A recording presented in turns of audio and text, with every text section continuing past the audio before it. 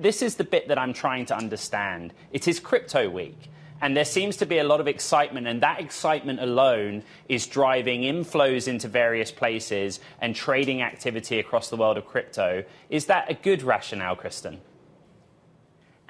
Well, Ed, first of all, happy Crypto Week. It's great to see you.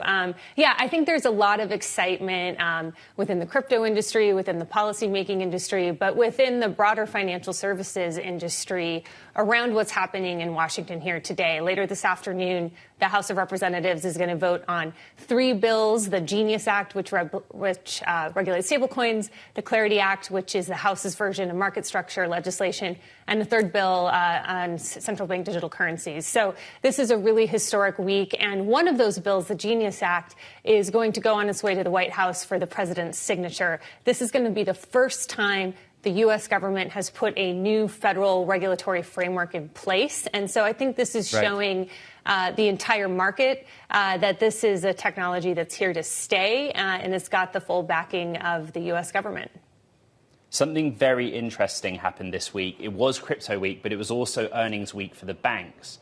And I'm looking down at the list. You had the CEOs of JP Morgan, Bank of America, and Citigroup all basically acknowledge the digital dollar, but then note that it's a threat to how banking is currently done. In the context of this legislation that's going through, what do you make of that? Those heavyweights of Wall Street and finance saying, we got to think about this.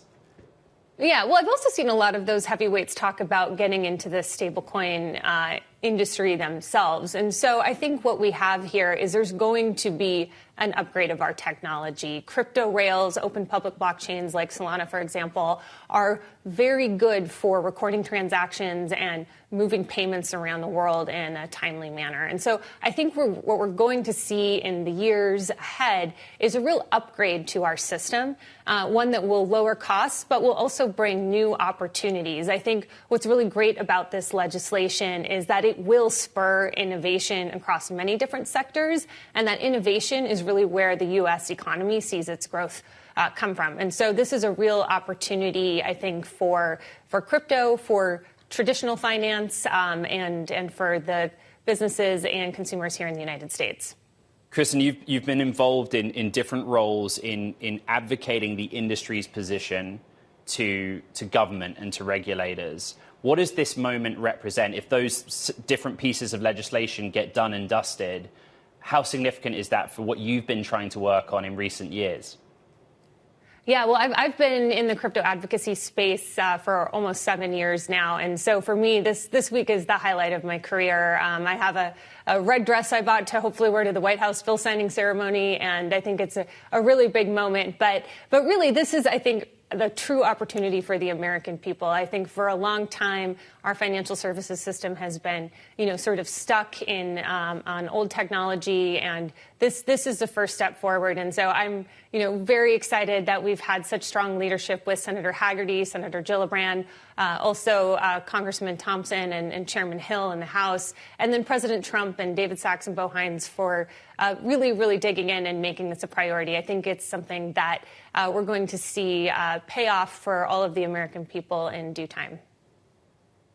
There was discussion that I had with David Sachs in the last couple of weeks or few weeks about the bipartisan nature or not of the legislation. So if we take the Genius Act and stablecoin, for example, there were things that the Democrats wanted in there that ended up not being. From the Solana Policy Institute's perspective, did you get what you felt was needed in the content of that bill?